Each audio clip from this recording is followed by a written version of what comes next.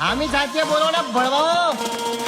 ગામના 4 લોકો જણા જઈને અમારી ભણવાઈ શું કરો છો? મરદ બનો અને બરાબરી કરો. આ બળતરા કરીને બાયલા શું ભણો છો? ઓ વગર પગારે ખોદણી કરવા રાખ્યા માણસો ઘણા, ચિઠ્ઠીના ચાકર છે કર્તવ્ય નિભાવે તો ખરા.